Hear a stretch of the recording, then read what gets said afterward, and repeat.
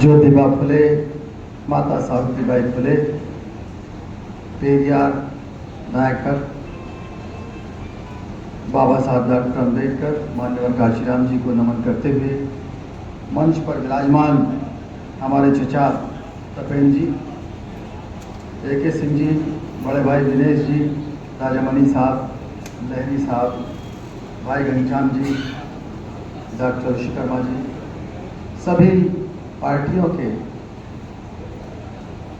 पदाधिकारीगण, पार्टियां बहुत सारी हैं, लगातार बढ़ते जा रहे हैं घटक दल। सभी का नाम लेने में थोड़ा सा समय लगेगा। मैं चाहूँगा कि गागर में सागर भरा जाए। देखिए, हमारा ये जो लड़ाई है उसमें अगर एक उद्देश्य पूछा जाए तो माननीय स्वामी प्रसाद मौर्य जी को अगले विधानसभा इलेक्शन में मुख्यमंत्री बनाना। वजह यह कि उनकी स्वीकार्यता अकेले उनकी अपनी जाति उपजाति में नहीं है। उनकी स्वीकार्यता SC, ST, OBC और माइनॉरिटी में भी। वो एक क्रांतिकारी व्यक्ति हैं और हम सब लोगों को लगातार कहीं ना कहीं किसी न किसी रूप में अपना आशीर्वाद, सहयोग, प्रेम, प्रशंसा, कुछ ना कुछ हमारा संपर्क रहा है। अधिकतर लोगों का पारिवारिक संपर्क भी रहा है। और इस समय हमारे पास जो सर्वश्रेष्ठ नेता का काम कर सकते हैं वही है। एकता के पीछे एक लंबा इतिहास रहता है। बहुजन एकता कोई एक दिन की बनी हुई चीज नहीं है। आखिर बहुजन एकता है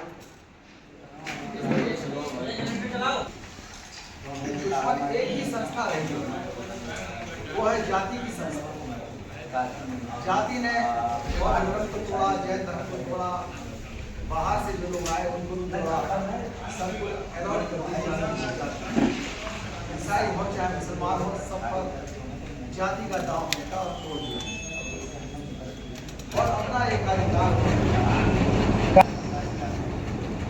और इस हद तक जातिवाद दिलों में और DNA में प्रवेश करा दिया गया कि लोग आखिर इकट्ठा कैसे हों, किस तरह की विचारधारा आती। बहुत पहले बुद्ध ने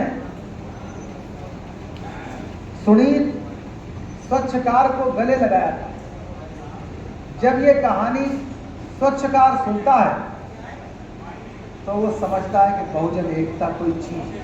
ये वो विचार बता रहा हूं मैं कि आखिर विचारधारा का महत्व क्यों है। फ्रांस के अंदर क्रांति हुई, सबको मालूम है। क्रांति सफल हुई या असफल हुई वो थोड़ा लंबी चीज है, लेकिन फ्रांस की क्रांति ने पूरी दुनिया को क्रांति करना सिखा दिया। उस क्रांति से पहले रूसों ने एक विचारधारा दी थी कि तुम जब पैदा हुए हो तो आजाद पैदा हुए हो, लेकिन उसके बाद तुम्हें बेड़ियों में जकड़ा जाता है। इसने पूरी दुनिया के अंदर खलबली मचा दी। ये विचारधारा थी, ये एनलाइटनमेंट था। इस विचारधारा ने काम किया। अमेरिका की क्रांति हुई, फ्रांस की क्रांति हुई। अंग्रेजों ने पूरी दुनिया के अंदर जितने देश कब्जे में लाए थे वहां के लोगों को पढ़ना सिखाया, लिखना सिखाया। यहां तक कि हम अपने देशवासी जो लोग थे उन्होंने तो यह सुनिश्चित किया था कि इस देश के लोग किसी भी तरह से पढ़ ना जाएं।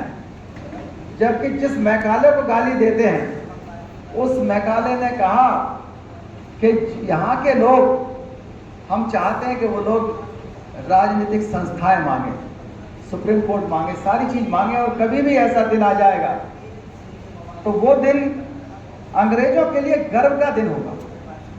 ये विचारधारा थी।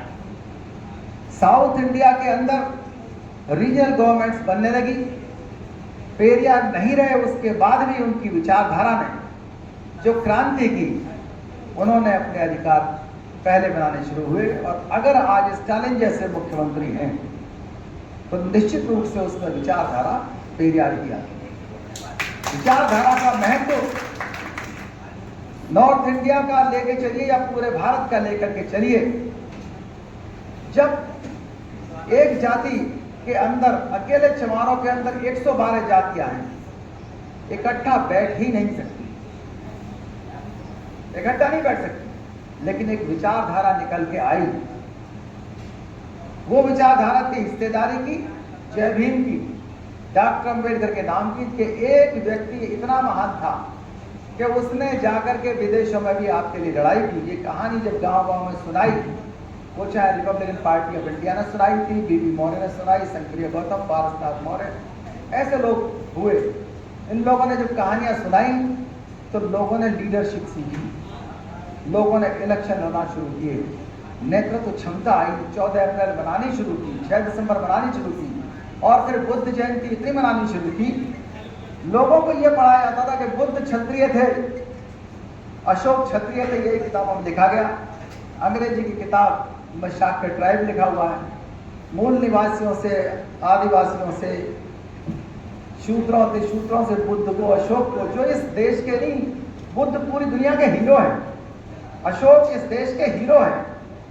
अगर एक महानायक है इस देश का, जिसने इस देश को देश बनाया, चंद्रगुप्त मौर्य ने इकट्ठा कर दिया था, लेकिन अशोक ने हर तरह से इसको अपना बनाया। जब ये कहानी सबको प्रेरित करती है, एससी को भी, एसटी को भी, ओबीसी को भी।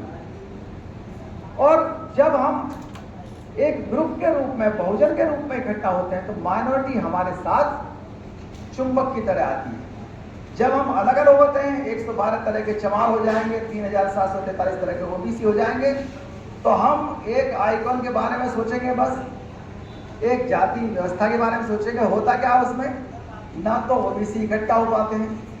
अगर ओबीसी इकट्ठा हुए हैं एससी एसटी के साथ, तो इसमें बुद्ध की विचारधारा का, सम्राट अशोक के योगदान का, बाबा साहब डॉक्टर अंबेडकर का। और जब कहानी आती है कि माता सावित्रीबाई फुले ने अछूतों के लिए भी स्कूल और कुएं खोले थे, तो उनकी श्रद्धा अपनी मां से ज्यादा माता सावित्रीबाई फुले के ऊपर। ये कहानी नहीं है, ये इतिहास है। जो जाति के ऊपर दिखाई गई चीजें वो इतिहास बन। दूसरी बात, ये महापुरुषों की हमको आवश्यकता इसलिए पड़ती है कि अगर हमारे साथ लोग नहीं बैठेंगे तो उन्हें क्या सिखाएंगे? जो सांप्रदायिकतावादी लोग हैं, जातिवादी लोग हैं, पूंजीवादी लोग हैं, वो सांप्रदायिकता सिखाएंगे, जातिवाद सिखाएंगे, वर्गवाद सिखाएंगे, कहेंगे मुसलमानों से सावधान रहो। वो भले ही खुद बिरयानी खा रहे हों, खुद अपने लड़कियों की, लड़कों की सबकी शादी कर रहे हों अल्पसंख्यकों में, लेकिन आपको ये बताएंगे कि आप यहाँ इनसे दूर रहो, ये इस देश के दुश्मन है, ये तो आतंकवादी है। धर्म तो है ही अफीम, कार्ल मार्क्स ने कहा, लेकिन जाति को बाबा साहब ने कहा ये आतंकवाद है। अमर्त्य सेन इसको एंटी नेशनल कहते हैं। लेकिन आज की दशा में देखा जाए तो जाति अफीम और आतंकवाद से बढ़कर जहर है। जाति के नशे में जो व्यक्ति अपनी बेटी का बलात्कार कर सकता है, गूगल पे ढूंढ के देखिए आप, आज भी ऑनर किलिंग नहीं छोड़ी, अपनी बेटी का अब बलात्कार कर सकता है कि जाति की नाक कटवा दी इसने, वो आदमी कभी भी आपके साथ कैसे आ जाए? जाति को छोड़ने को तैयार नहीं है। बहुजन एकता की वो नहीं सोच सकता आदमी, उसके लिए अपने लोगों की संख्या बहुत सीमित हो जाती है। तो विचारधारा का बदलाव इतना जरूरी है, इन महान लोगों को, महापुरुषों को पढ़ना इतना ज्यादा जरूरी है, क्योंकि इनकी जो ये 4-5 महापुरुष हैं हमारे, इनके प्रति श्रद्धा स्वच्छकार समाज की भी है, ओबीसी की भी है, एसटी की भी है। जब हिस्सेदारी की बात करते हैं तो आज हमारे पास कोई चीज नहीं है हिस्सेदारी की लड़ाई के अलावा। हमारे पास मीडिया नहीं है, हमारे पास सरकार नहीं है, हमारे नेता हैं भी तो वो हमारे बिल फाड़ देंगे, ऐसे नेता हैं। हमारे लॉयर नहीं है, हमारे जज नहीं है, हमारे वकील नहीं है, हमारे पुलिस वाले नहीं है। पुलिस वाले या अधिकारी है भी तो वो हमारे ही ऊपर डंडा मार के ये सिद्ध करते हैं, देखो हम तो अपनों को भी मार लेते हैं, हम तो बहुत बड़े न्यायप्रिय अधिकारी हैं। मेरी नौकरी में 2 बार ऐसा मौका आया जो हमारे रिश्तेदार मेरे बॉस थे और उन्होंने ही मेरे प्रयास किया कि मेरा ACR खराब करें, मेरी नौकरी में नुकसान करें। पूरा यहाँ तक कि सवर्णों ने भी मेरा ACR आउटस्टैंडिंग लिखा, लेकिन अपने लोगों का यह हाल है, सिर्फ कठपुतली बनने के लिए उन्होंने ये किया, क्योंकि उनके अंदर कोई सांस्कृतिक बदलाव नहीं है। वो उसी तरह से एमएन श्रीनिवास एक बहुत बड़े एंथ्रोपोलॉजिस्ट हुए, उन्होंने कहा कि संस्कृताइजेशन है, ब्राह्मणाइजेशन है, क्षत्रियकरण है, वो बहुत बड़ा नुकसान करता है। बहुजन एकता तो हो गई थी अच्छी खासी, लेकिन उसके खिलाफ जो आंदोलन चला क्रीमी लेयर का, पहले तो वो SC ST के लिए आया था, क्रीमी लेयर का आंदोलन लगातार जुडिशरी के द्वारा निर्णय कराए जा रहे थे खिलाफ, और वो SC ST में लागू नहीं हो पाया तो OBC में लागू कर दिया। हम बात कर रहे हैं 85 की, लेकिन हमारे अधिकतर लोग जो OBC के हैं उनको क्षत्रियकरण कर दिया। यहाँ तक कि ऐसे ऐसे कैंपों में बताया गया जो सांप्रदायिकता सिखाते हैं कि चमार भी क्षत्रिय हैं, पासी भी क्षत्रिय हैं।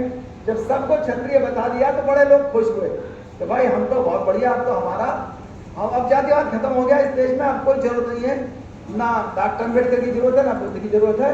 अब वो जितने भी हमारे नेताओं के लड़के हैं, कई हैं, एक बिहार के हैं, इतना बड़ा कलावा बांधते हैं। हमारे रिश्तेदार कई IAS IPS वो भी इतना बड़ा कलावा बांधते हैं। वो कठपुतली का ही तो काम करेंगे, वो कभी सामाजिक न्याय का या सम्राट अशोक से प्रेरित होकर के कोई पब्लिक वेलफेयर स्टेट बनाने की बात नहीं करते। बाबा साहब ने महान व्यक्तियों की परिभाषा दी है, महान व्यक्तियों की परिभाषा में और किसी को फिट नहीं बैठा, ज्योतिबा फुले को फिट बैठाते। कितना बड़ा, अगर बाबा साहब ने वो महान व्यक्ति की परिभाषा न दी थी, परिभाषा भी बहुत छोटी सी है। एक व्यक्ति श्रेष्ठ हो सकता है जो व्यक्ति अपने अंदर बौद्धिकता रखता है और गंभीरता रखता है, लेकिन महान बनने के लिए व्यक्ति को अपने अंदर समाज के चरित्र पर स्थायी निशान छोड़ना पड़ेगा। जो ज्योतिबा से पहले बुद्ध को तो भुला दिया था, अशोक के स्तंभों को तोड़ दिया, क्योंकि मालूम था अगर ये जिंदा रहेंगे, अगर ये जिंदा रहेंगे बुद्ध और अशोक, तो निश्चित रूप से कहीं ना कहीं क्रांति हो जाएगी। और हुआ भी ऐसा ही। अंग्रेज इस देश में आए, अलेक्जेंडर कनिंघम आया, जॉर्ज टर्नर ने खोज के बताया कि ये अशोक के अभिलेख में लिखा है कि सारी प्रजा मेरे लिए मेरे बच्चों की तरह है। अधिकारियों को बताया कि मेरे हर पीड़ित की बात सुनो, चाहे वो अल्पसंख्यक हो चाहे कोई भी हो। ऐसी चीजें आई। अब मैं 2 मिनट और लूंगा ये बताने के लिए कि लोक मोर्चा चाहता क्या है।